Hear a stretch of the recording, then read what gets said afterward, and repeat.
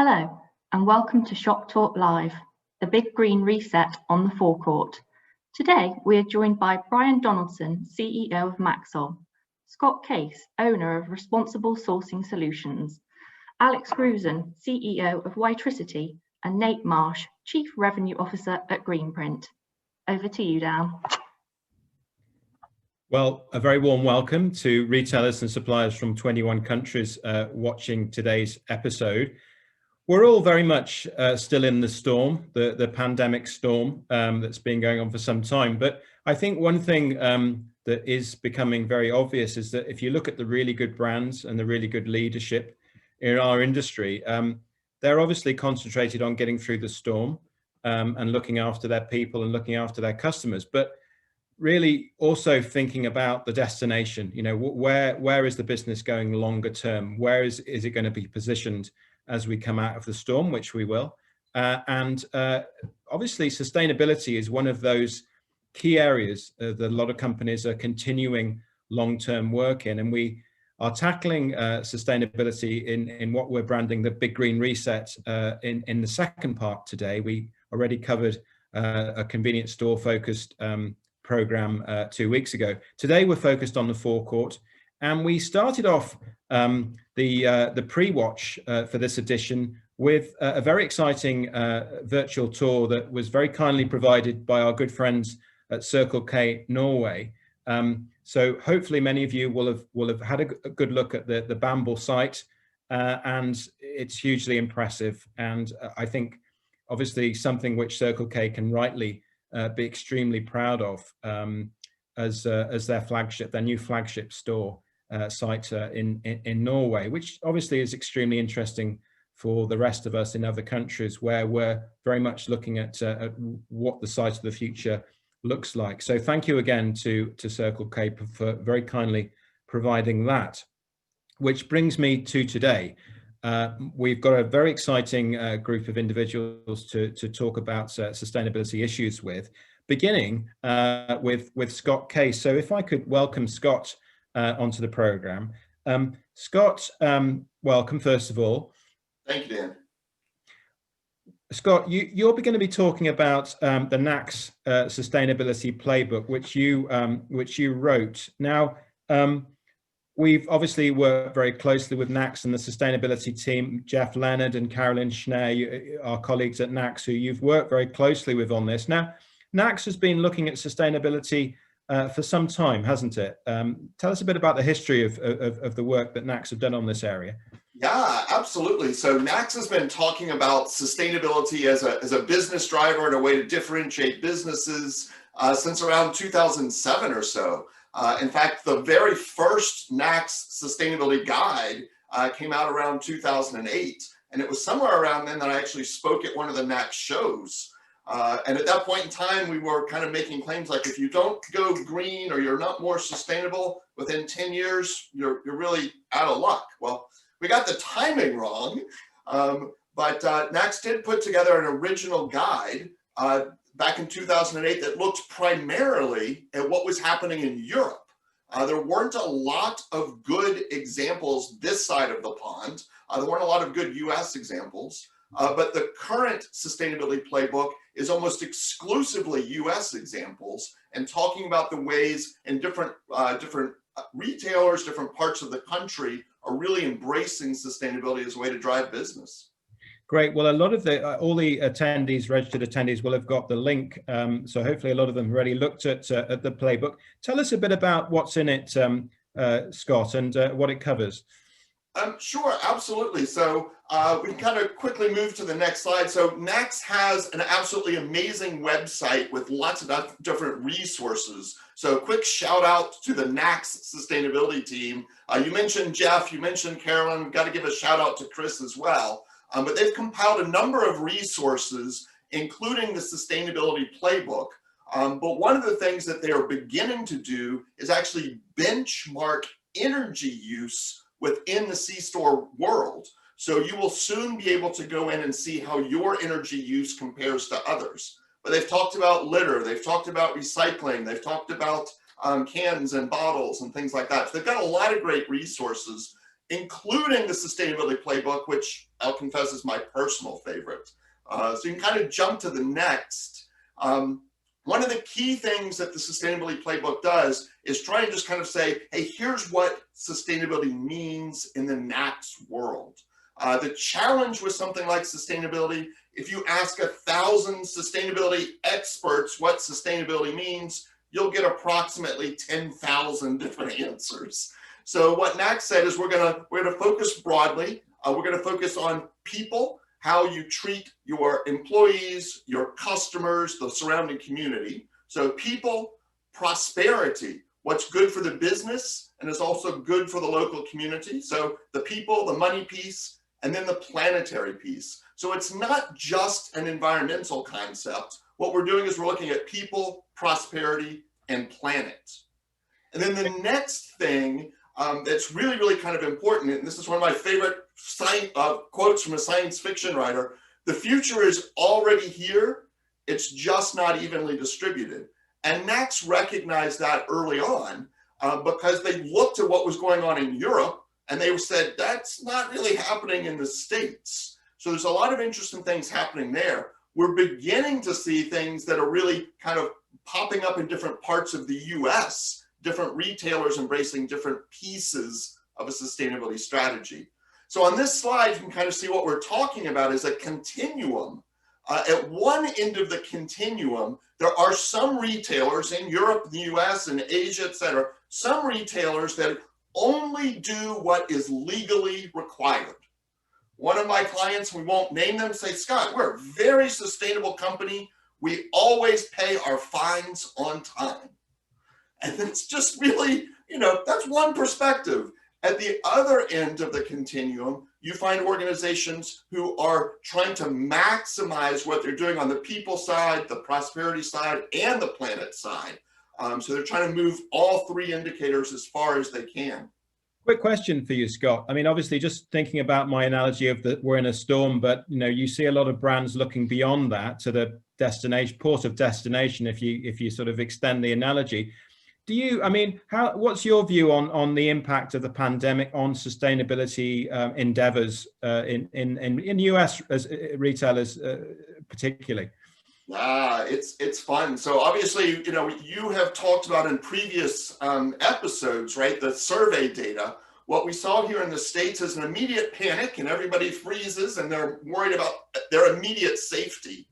But then as things have become a little more normalized, people are again looking long-term and they recognize the pandemic response is very similar to some of the needs for the environmental response.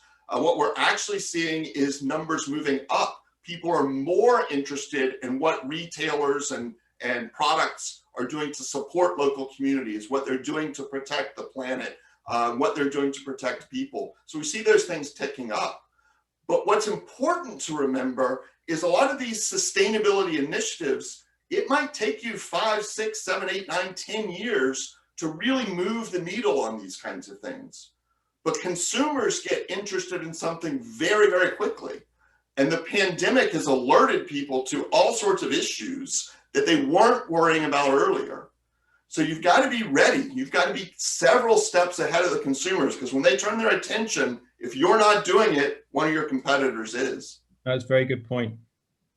So quick overview of the Sustainability Playbook. You can obviously go to the website. We won't go into tons of detail. The playbook defines what sustainability is, talks about it purely from a business driver, how you integrate sustainability into your strategy, what the opportunities are, and then you get into some of the details like product packaging. The next slide, we talk alternative fuels, which we'll be talking about here later, recycling. We do a decent job looking at the marketing and promotion. The big challenge is because consumers have different understandings about what sustainability means, you got to have different ways of talking about it. Sustainability is this industry's clean little secret. We need to talk about it more.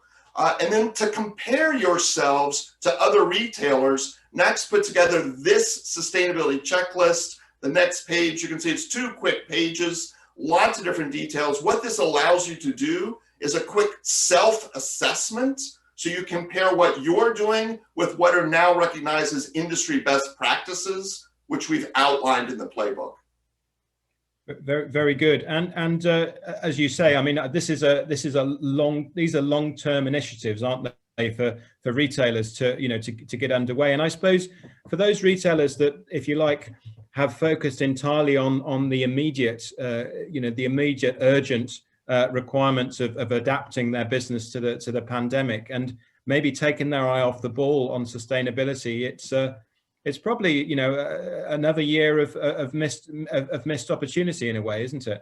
It can be a year of missed opportunity, but one of the things the pandemic taught all of us is that when we're really pressed, we can pivot quickly. But those organizations that already had plans in place and were talking about these kinds of issues, they could pivot faster, and they capitalized on their ability to pivot faster. So that's what a good sustainability plan does, is it builds your foundation so you can pivot quickly to follow customer demand. Very good. Now, before you go, Scott, can I just ask you, did you get a chance to see the Circle K virtual tour? Were you on that virtual tour? I'm sorry we couldn't take you to Norway, but we did our best. I'm jealous I wasn't able to visit, but absolutely. And what you saw in that video were lots of interesting pieces of this puzzle being put together in a way that absolutely perfectly fits with what Circle K's message is. Other retailers will do similar things in slightly different ways. Well, indeed. Look, Scott, thank you for really giving us a summary of what's in that toolkit. And as I said, the link's there, everybody's got it, and I'd really recommend taking a good look at that. And congratulations on all your work with NACS on this topic, Scott, and for joining us. Thank you, Dan. Okay, great. Thank you, Scott. So we've heard about the NACS Sustainability Playbook. Let's talk about something that happened this week in Ireland involving Maxol and working closely with Greenprint. And what I'd like to do is just welcome Nate Marsh from Greenprint and Brian Donaldson from Maxol onto the program at this point. Welcome back, guys, I should say, because Brian, I'm always inviting you on, probably too much. You're a bit busy, I think, this week, but thank you for joining us. And Nate, welcome back. Thank you, Dan. You're welcome. So, guys, let me just tee this up. So, obviously, if you look at the consumer research, the majority of consumers globally would like to reduce their CO2 footprint. Many are not clear on the actions that they can take, and obviously, as we saw, from what's happening in Norway, if you had a chance to do the virtual tour, obviously, buying an EV and charging it at one of the industry's sites. We saw one in Norway is one solution, but there are other solutions on offer as well. In a way, creating a bridge to the future. And this week, Brian, congratulations! But you launched your new carbon offsetting program in Ireland, and it's a very strong initiative. You must be quite pleased to in the middle of the storm, as it were, to have managed to deliver that bold move. Yeah, look, it's been a great week for us against the backdrop of really what's been a very challenging year for everyone really within our sector here in Ireland and indeed on a global basis with COVID-19. But look, we are all on this journey in terms of how we reduce our carbon footprint. And I think, as you said, and Scott has said, it has to be top of every business's agenda. And perhaps even more so in terms of our sector, which is so fossil fuel driven in terms of front of house, in terms of our core offer.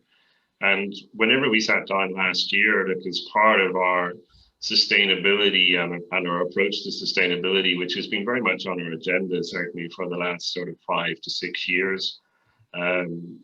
Things have changed quite dramatically in terms of the market and the customers in terms of which we serve. And really, one of the things that we felt that we had to do was really start to do some form of carbon offsetting in terms of our core products. And that is obviously a hydrocarbon-based fossil fuel. And that's what we just launched this week.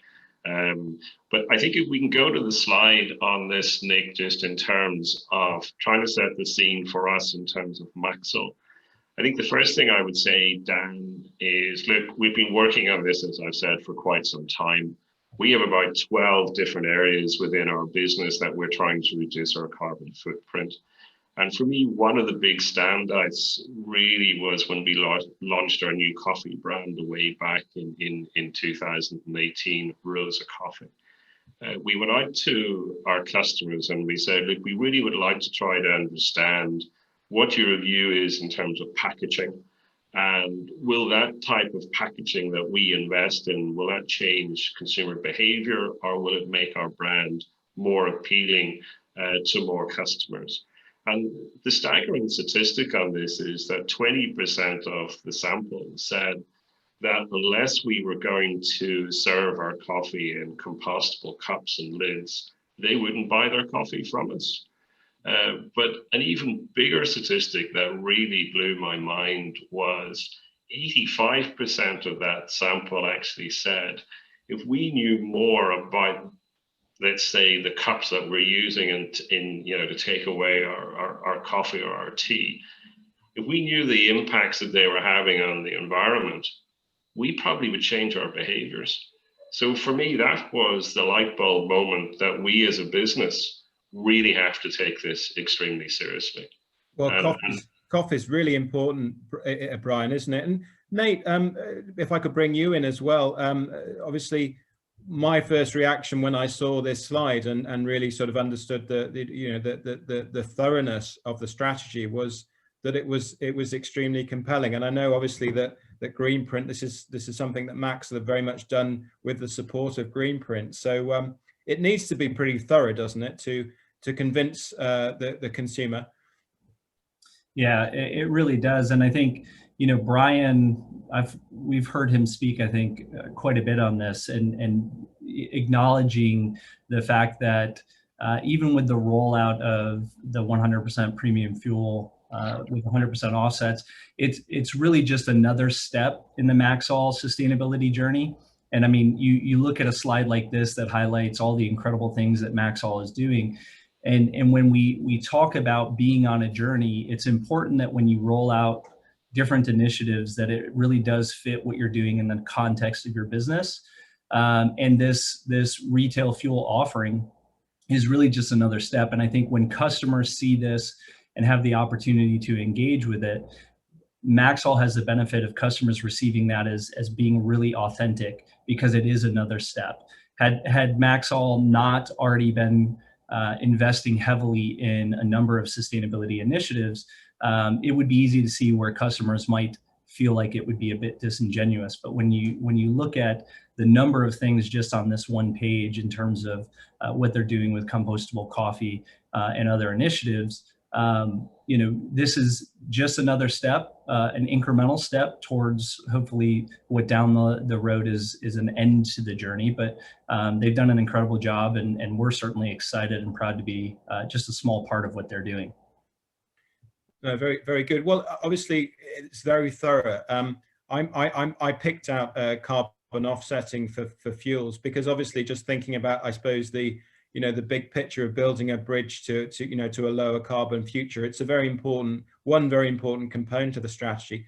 Brian, how did you communicate this to customers? If you maybe could talk us through some of the ways that you did that, because I think that's fascinating to see how that's been done by yourselves. Okay, well, this week, we've kicked it off in terms of using really media in terms of our press statement right across the island of Ireland in terms of trying to give the facts and trying to educate people in terms of the benefits in terms of buying our premium fuel range. And that's outside of the benefits it brings to your actual vehicle and power and acceleration and these deposit cleaning additives that we put into our fuels.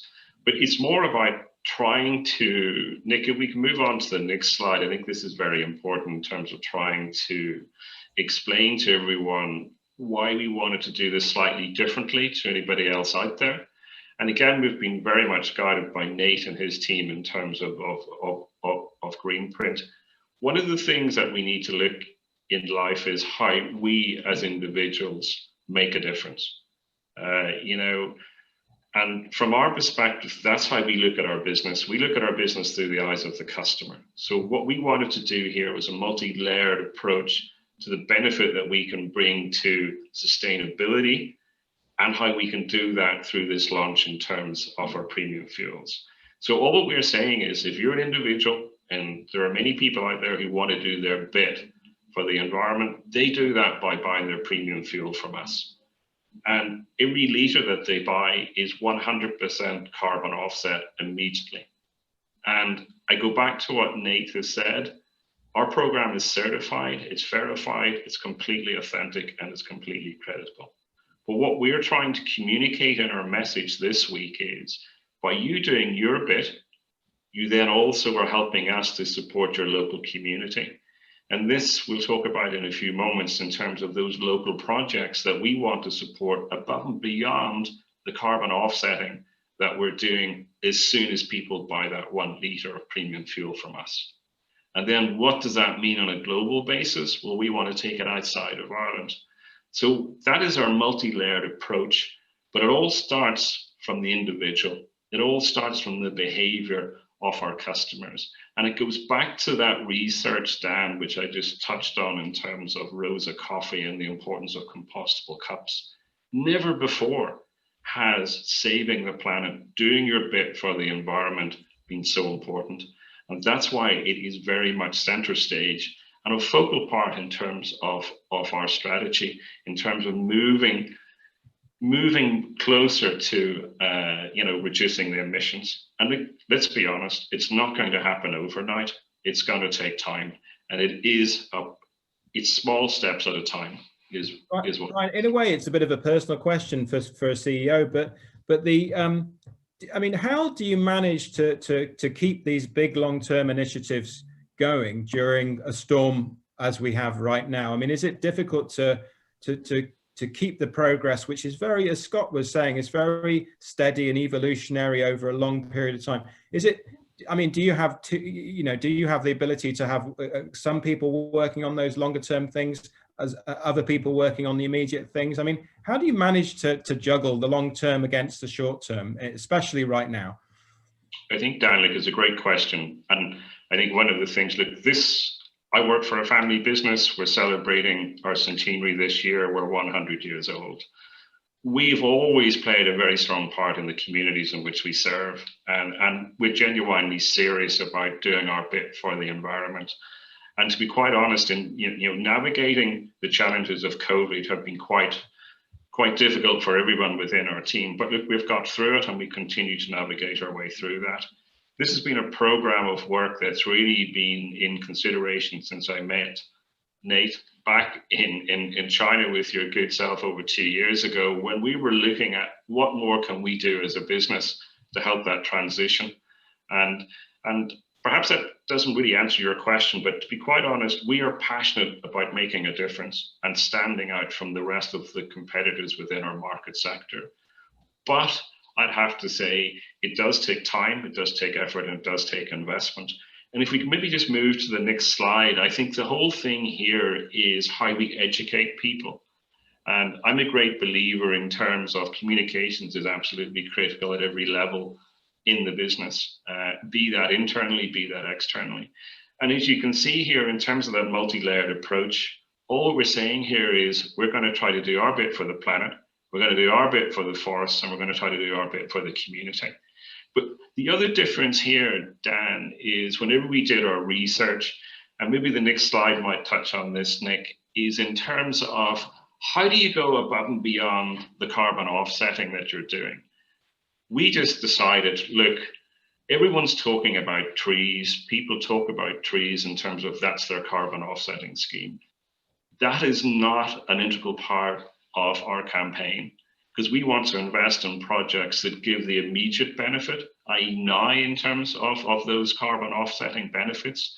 So look, we're investing in countries like Turkey in terms of hydroelectricity. We're investing in Bulgaria in terms of wind farms.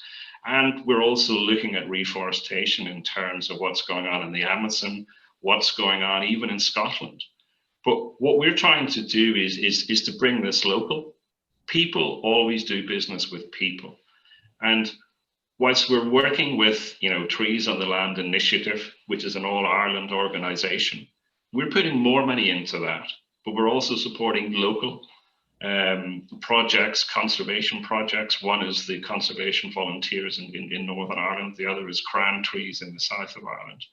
But what we're doing here is we're saying, look, we're going to put another 10,000 trees out there.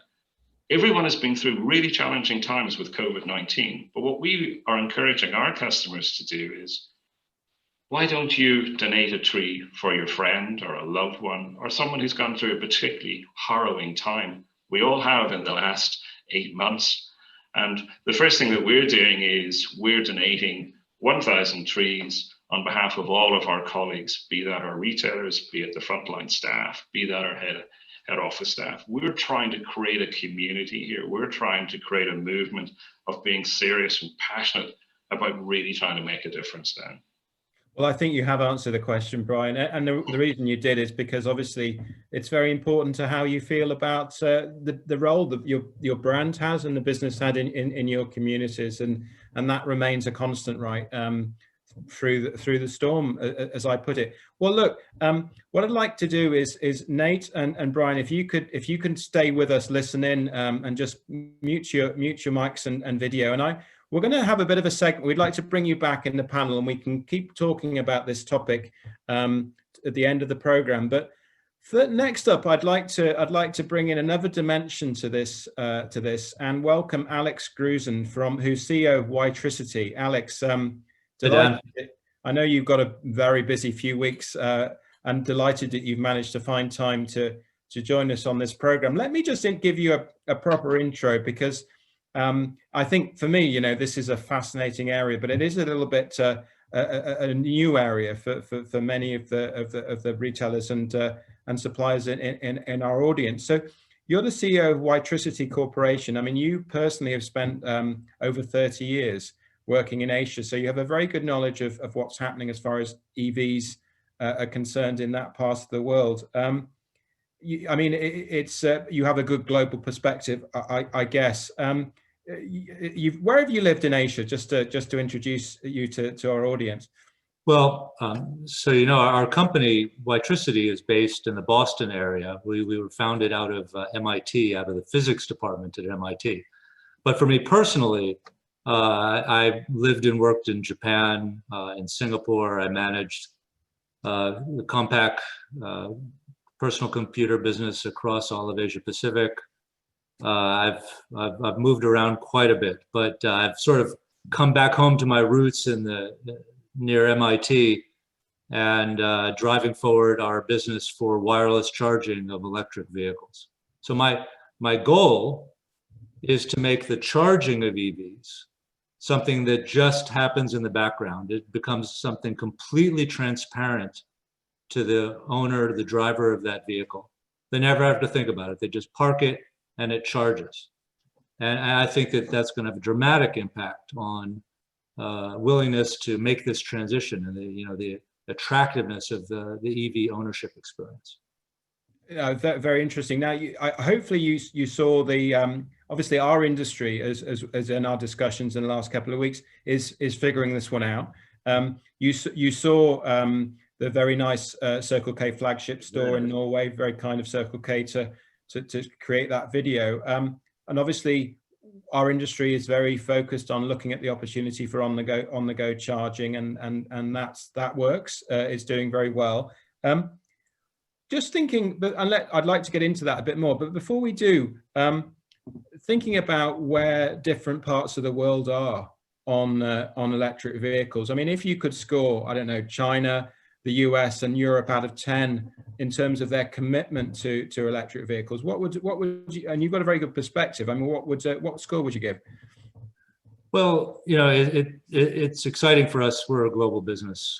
We have automaker customers all over the world, and so in China, across Europe, in South Korea, in the United States, and Japan, it's clear that China has made the commitment to go electric, right? It is It's part of their national strategy. They're aggressively converting the whole national infrastructure and fleet to electrification. So out of 10, I'd say that they're at a 9. I mean, the way I like to think about it is if you're a consumer thinking about buying your next vehicle, what are the odds that it's going to be electric? And probably around 90%, 9 out of 10, that you're looking at an electric vehicle for your next car in China. Infrastructure investments are there, the government subsidies are there, access to the freeways and highways without tolls. I mean, they've set the stage for mass adoption. I would say if you look at Europe, obviously Europe's not monolithic. You just talked about the Circle K store in Norway. Norway is far ahead of the curve, and I would say much closer to China in terms of consumer acceptance and perceptions. But broadly, especially in the context of COVID and the sort of the green stimulus that's being talked about across governments in Europe, I would say more in the sort of 60 to 70% range, that the willingness and acceptance that the next vehicle is going to be there, the government incentives there.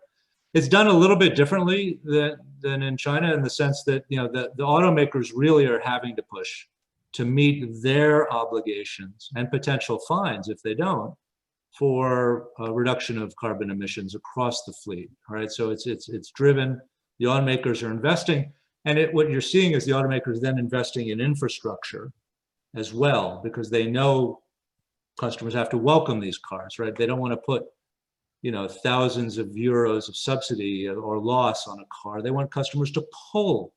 They want demand to be there. And so to do that, you see a lot of broad infrastructure investment. So that's, I'd say that's where Europe is generally. And we have a lot of activity with the German automakers, and they're clearly making such a strong commitment to electrification. It's very visible. I'd say in the US, maybe we're in the 30-40% range. I mean, Tesla has been successful. Other automakers are responding, and I think it really comes down to a demand question. I'd say that the U.S. government involvement is significantly less, and it sort of becomes a laissez-faire kind of thing.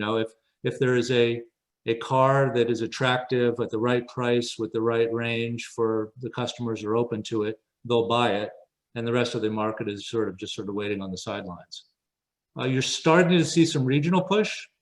California and the Pacific states are starting to drive regulation and push to elimination of internal combustion engines. In fact, California just said after 2030 they want to stop the sales of new vehicles. You see in a sort of a consortium of 10 to 15 New England states, northeastern U.S. states, starting to set regulations around heavy-duty vehicles, trucks, and more investment in infrastructure. So it's happening on a more regional basis. But the way to think about it is it's going to have to really be demand-driven. Consumers are going to have to see the right car at the right price. No, very great summary, a global picture. Let's just think about, so in a way, we were timely this week with the Maxol's news on launch in Ireland on Wednesday, but also timely to talk to you as well, Alex, because of the big announcement on the global standard for wireless charging. Maybe just tell us quickly about that.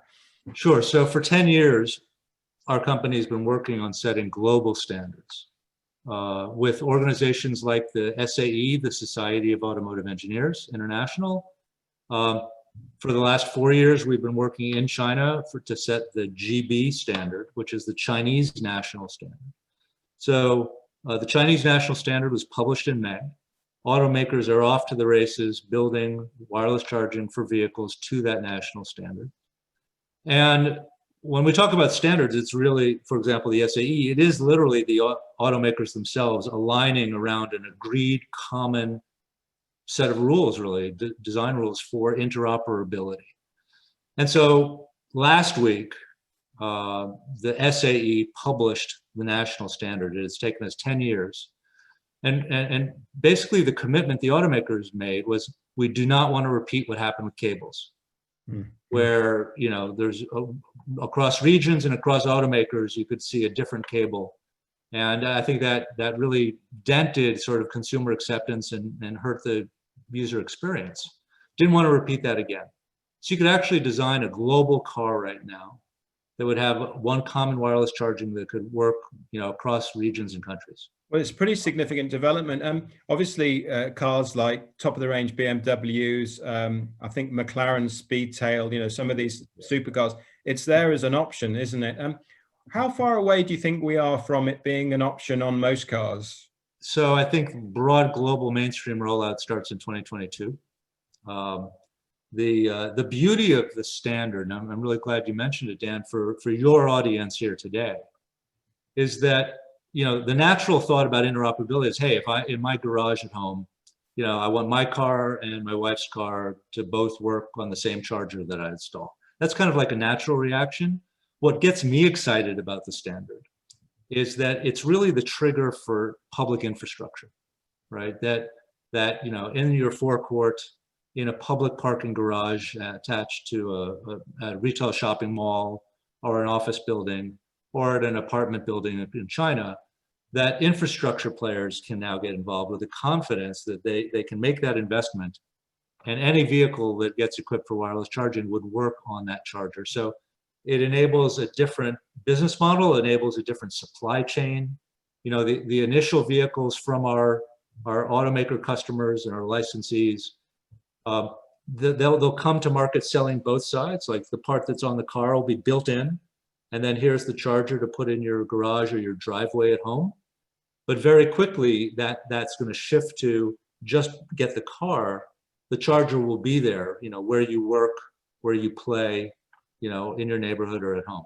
And it's a different set of kind of infrastructure companies that do that broad public infrastructure. And that's why the standard was so important. I'm going to invite, I have one more question, but I'm going to invite Nate and Brian back to join us because, you know, I think that they'll enjoy chipping in, and then we can talk a little bit more about what they're doing and some of the sort of conclusions on that. Welcome back, Nate and Brian. But my last question to you, Alex, was on our segment was,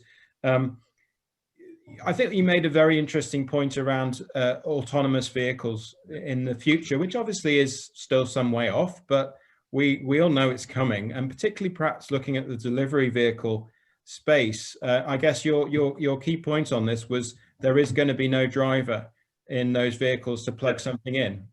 Well, so let's think about that, right? So everything I just spoke about was really about making the ownership experience easier and convenience. But what we're doing with the automakers is setting the stage for autonomy, right? So when there is no driver to plug in, the vehicle can just power snack, you know, it just pulls over the charger, charges up, and then goes about its business. And that's really important in the space of delivery vehicles. I mean, I just read this week that in the UK, delivery of groceries has gone since the pandemic from 5% to 10% of the total grocery market, right? That maybe that's an Instacart, maybe that's with the driver, but that's absolutely going autonomous.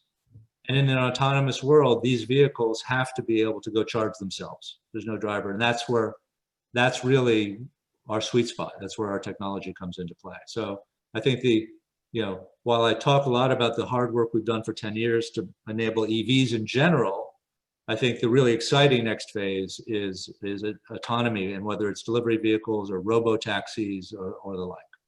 Yeah, very, very interesting, Alex. And Brian and Nate, perhaps if I can just bring you in, thinking about Alex's comments broadly about where different parts of the world are on this developmental curve, if you like, for EV adoption, which is obviously one of the considerations we're looking at today. Do you think, I mean, China, you guys met in Shanghai. I mean, it's one of the things that we were thinking about back then, wasn't it? Do you think, I mean, what's happening in China is just as interesting, or perhaps more important than what's happening in Norway, right, guys?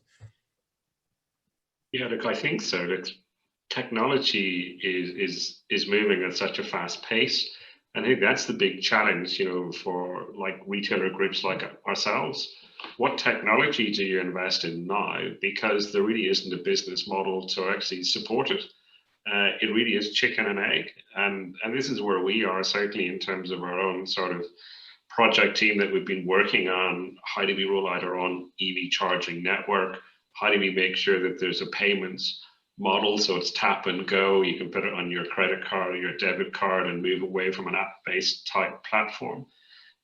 But as you know yourself, Alex, the power that you need to actually fuel a 50 kilowatt or a 75 kilowatt charger is quite significant. And the biggest challenge that we face in Ireland is getting connection into the grid. And the cost to get that connection and power supply into your site could be several €100,000.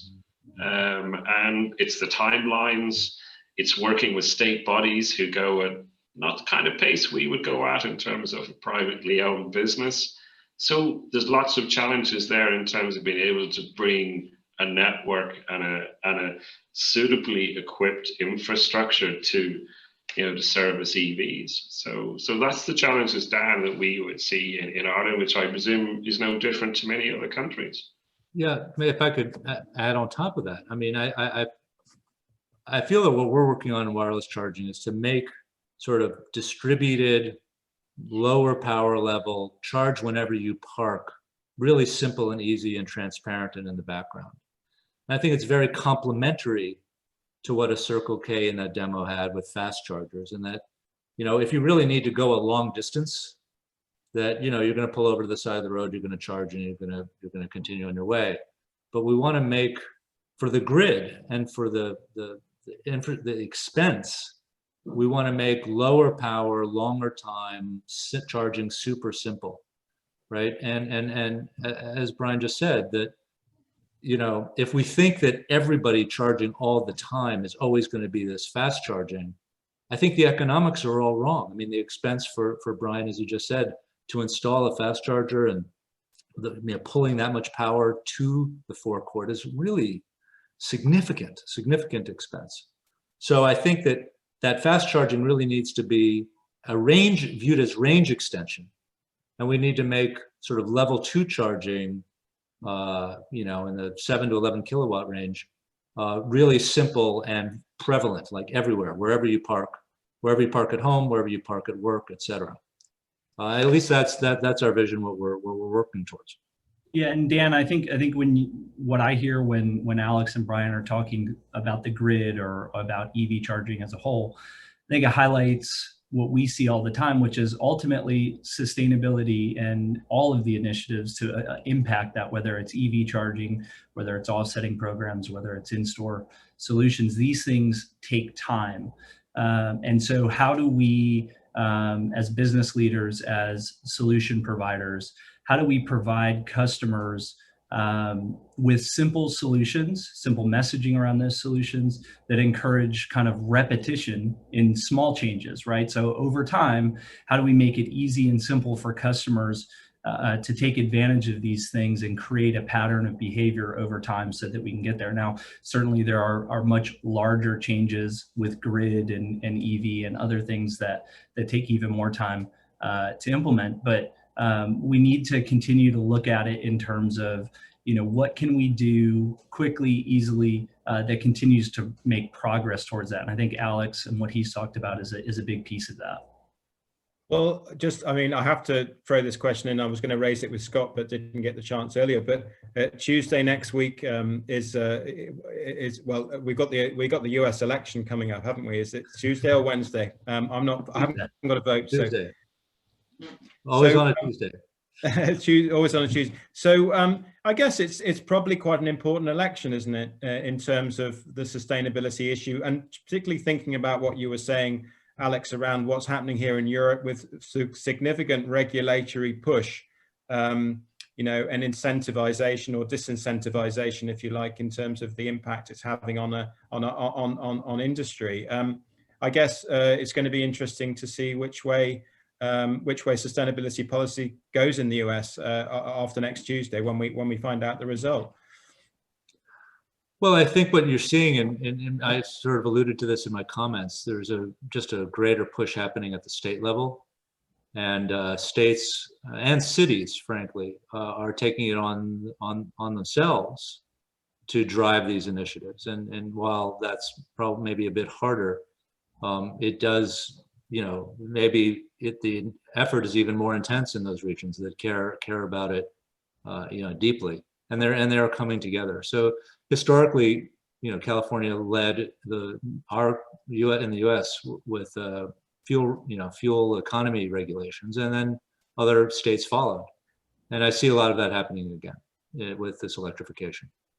Yeah, and ultimately, Dan, it's no secret that climate change, sustainability, although it's more highlighted, I think, in this particular election, it's been a conversation for past elections, and certainly will be a conversation and a talking point on future elections. I think what has been most interesting over the last several years is the importance at the local level. So for individuals, for cities, as Alex mentioned, for business leaders, the focus that they've put on solving the problem. So not necessarily waiting for nationwide legislation or referendums to come out on things, and taking action themselves. And I think what we've seen in this particular Shop Talk Live, what we talked about in the one 2 weeks ago, is a great evidence of kind of that power of taking onus of the change at an individual level, and the incredible ripple effect that takes place in the community and then globally as a result of that. No, well said. We've had a few questions. We've got a couple of minutes, so let me just throw a question from Scott Annan. If we and really, perhaps Alex, this I know you're not an automaker, but if we take full production usage and scrapping life cycles for EV vehicles and batteries, from scooters through cars to buses, are they truly greener than ICE vehicles? Is a question from Scott Annan. I don't know whether you want to have a go at that one, Alex. It's a bit of a tough one, isn't it? I think that there have obviously been conversations about it, but I think that we have to look at the immediate the immediate emissions of carbon, that starts, in the production of that fuel, the transport of that fuel, and then the moment you turn on the ignition in your vehicle. So I do think that we're at the early stages of efforts on battery recycling and recovery of minerals, materials. Beyond that, I don't know, but I can tell you that from a pure emissions point of view, for the environment, for the atmosphere, we have to move to eliminate internal combustion engines as fast as we can. I guess in a way I could answer my own question by saying that in a sense that this question seems to have, the consumer seems to have answered this question already in their mind, and they're pretty clear about what they want in the future. So as price comes down, and if range increases with electric vehicles, and I guess the attractiveness of those vehicles and the number of models available, then it's going to grow pretty rapidly, and the latest numbers seem to indicate that. I shouldn't finish the program by answering my own question. That's a bad strategy, but I hope you forgive me. But look, Scott, I just wanted to thank everybody for joining us. Scott Case, Alex, really congratulations on all you're achieving. You must be very, very proud. And Nate and Brian, really appreciate you joining us for this program. And again, congratulations on your initiative this week and the passion with which you describe it. I can see how important it is to your businesses. So thanks very much, and look forward to chatting with you again soon, no doubt. Thanks, man. Thank you very much. Thank you. Great program. Terrific. Let me just talk about what's coming up next week. We've been through a hectic few weeks with Shop Talk. We tend to create these programs in batches, and we're not finished yet. We've got a very exciting program coming up for you next week, which we're not talking about sustainability, at least mostly not talking about sustainability. We're talking really about the big picture, the changing shape of UK and Irish food retailing, and we've got some very interesting guests who will share their insightful views on this. Noel Keeley, who's CEO at Musgrave, in Ireland, Lawrence Engbers, who's CEO at Friado, Gavin Rothwell from Food Future Insights, and Scott Annan, who's a founder at Blue Anatta, who will be talking on this topic. And just as we like to do, to give you a taste for where the future is going, I think, you know, the best thing we can always do is to go to a very interesting new store. We can't do that physically, unfortunately, but we do have a very nice virtual tour pre-watch ready for you when you register for next week's Shop Talk Live, which will be featuring Morrison's very exciting new Market Kitchen store in Manchester. You can see some of the images there. It really is one of those stores that I think is very significant in terms of future direction, and very much focused on where the consumer is going to be as we come out of this current storm, as we will. So look forward to talking to you more about that store next week. And thanks very much for joining us. See you soon.